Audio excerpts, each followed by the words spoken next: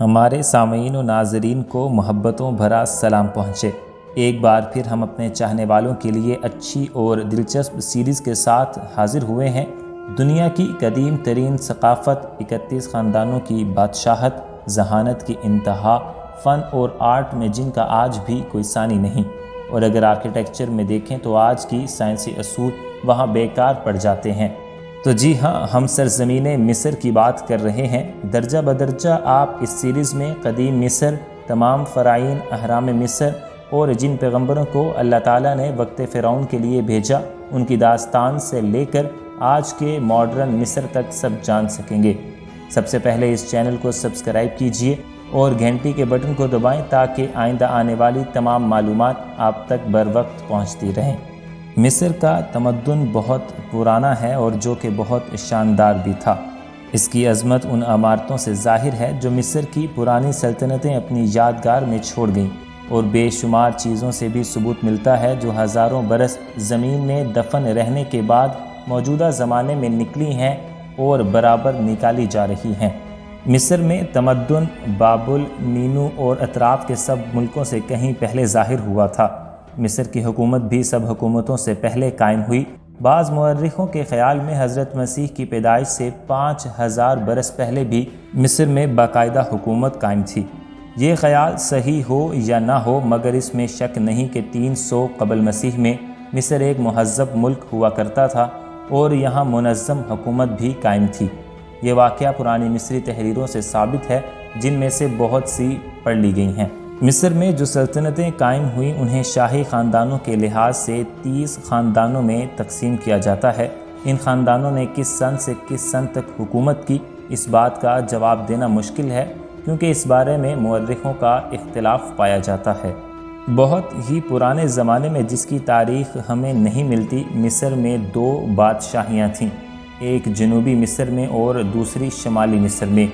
Eritrea, موجودہ حبش صومالی land سے ایک فاتح گروہ آیا جسے حوارث کہتے ہیں، اور اس نے مصر کی دونوں حکومتیں ملا کر ایک بادشاہی بنا دی۔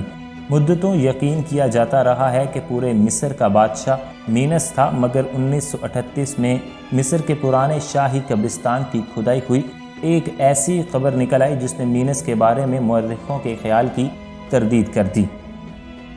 اس قبر نے ثابت کر دیا ہے کہ پورے مصر کا بادشاہ مینس نہیں، ہراہا تھا، اور یہ کہ مینس ہراہا سے کہیں پہلے گزرا ہے۔ مقبرے میں اس بادشاہ کے استعمال کی تقریباً 900 چیزیں بھی موجود ہیں۔ ان سب پر بادشاہ کا نام لکھا ہے۔ ساتھ ہی ایسی تختیاں ملی ہیں جن پر شمالی مصر اور جنوبی مصر کی خیالی تصویریں بنا کر دکھایا گیا ہے کہ دونوں مصر بادشاہ کے قدموں کی طرف دوڑے آ رہے ہیں۔ بہرحال، مینس سے یا ہراہا سے مصر کے بادشاہوں کا پہلا خاندان حضرت مسیح علیہ السلام سے تقریباً 3500 برس یا اس سے بھی پہلے سے شروع ہوا۔ مینس نے یا اس کے کسی قریبی رشتہ دار نے شمالی اور جنوبی مصر کی سرحد پر اپنے زمانے سے بھی پہلے ایک پرانے شہر کو دوبارہ آباد کیا۔ یہ سفید دیواروں کا شہر کہلاتا تھا۔ اس کی تعمیر سے غرض یہ تھی کہ دونوں مصروں پر آسانی سے حکومت کی جا سکے، مگر تیسرے خاندان سے پہلے یہ شہر راجدھانی نہیں بنا اور چھٹے خاندان سے پہلے اس کا نام ممفز نہیں ہوا۔ اس لفظ کے معنی بھی سفید دیواروں کے شہر کے ہیں۔ پہلے 2 خاندانوں نے 400 برس کے لگ بھگ حکومت کی۔ دوسرے خاندان کا خاتمہ ایک اور فاتح کے ہاتھ سے ہوا۔ یہ مصر کے دکن کے کسی ملک سے آیا تھا۔ اس کا مصری نام نحاسی خان موئی تھا۔ اس فرعون سے تیسرا خاندان شروع ہوتا ہے جس کا اسٹیچو بھی مل چکا ہے۔ اسی زمانے سے فرعون کو خاص اہتمام سے دفن کرنے کا رواج شروع ہوا، اور یہی رواج اہرام مصر کی تعمیر کا سبب بنا۔ تیسرے خاندان کی بادشاہی غالباً 2980 قبل مسیح سے شروع ہوئی۔ اس زمانے میں مصر خوب آباد تھا اور خوب ترقی پذیر بھی تھا۔ بردی کاغذوں پر لکھنے کا رواج ہوا کرتا تھا۔ حکومت بہت منظم تھی۔ ملکوں کو ضلعوں میں بانٹ دیا گیا اور حکومت کے تمام اختیارات خود فرعون کے ہاتھ میں ہوا کرتے تھے۔ فرعون کو اپنے پورے راج کی دیکھ بھال کرنی پڑتی۔ بچپن ہی سے اسے بادشاہی کے لیے تیار کیا جاتا۔ وہ اپنے باپ کی حکومت میں بڑا حصہ لیا کرتا، شاید اس کا وزیر اعظم بھی ہوا کرتا تھا۔ اس کی تخت نشینی دھوم دھام سے ہوتی اور 30 برس حکومت کر چکنے کے بعد وہ اپنی جوبلی بھی منایا کرتا تھا۔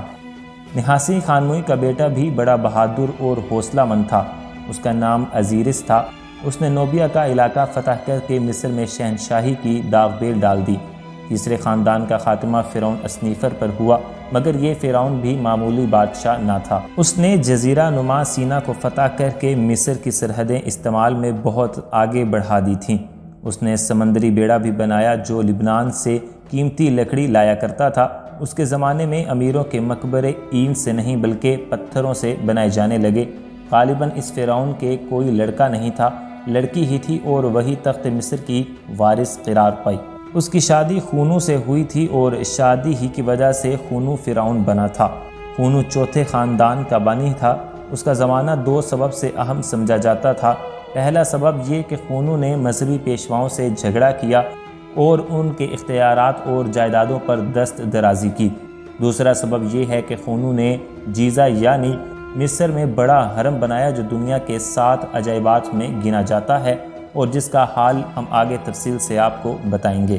خونو کا بیٹا خزرا اور پوتا منقرہ یہ دونوں بھی اپنے وقت پر فرعون ہوئے اور انہوں نے بھی خونو کے حرم کے پاس اپنے حرم بنائے، مگر ان کے حرم پہلے حرم سے بہت چھوٹے ہیں۔ ان اہراموں کے پاس ہی ابو الہلول کا بت ہے۔ نہیں معلوم تینوں فرعونوں میں سے اسے کس نے بنایا ہے۔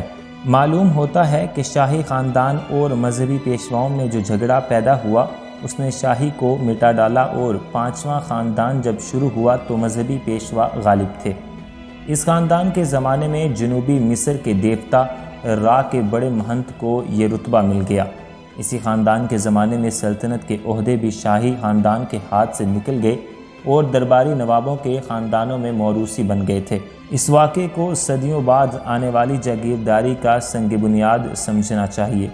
اسی خاندان کے دور میں مصر کے پاس بحر روم اور بحر احمر میں جنگی بیڑے تھے۔ اسی شاہی خاندان نے سب سے پہلے تجارت کے ذریعے دولت حاصل کرنے کا دستور جاری کیا، لیکن اس دور میں درباری امیروں کی طاقت بہت بڑھ چکی تھی جس نے آخر کار بادشاہی ہضم کر لی۔ چھٹا خاندان سیتی اول سے شروع ہوتا ہے۔ یہ شاہی نسل سے نہ تھا بلکہ فرعونوں کے محلات کا شاید داروغہ تھا جو کسی نہ کسی طرح خود فرعون بن بیٹھا تھا۔ اس نے 53 برس حکومت کی۔ اس کے بیٹے سیتی دوم کے بارے میں خیال کیا جاتا ہے کہ 94 برس فرعون رہا، مگر اس کے مرتے ہی خانہ جنگی اور طوائف الملوکی شروع ہو گئی۔ بہت سے نواب خود مختار بن گئے اور اپنے اپنے علاقوں میں بادشاہی کرنے لگے۔ اس زمانے میں مصر کا پایا تخت ممفس نہیں بلکہ وسطی مصر کا ایک شہر ہرکوپولیس تھا۔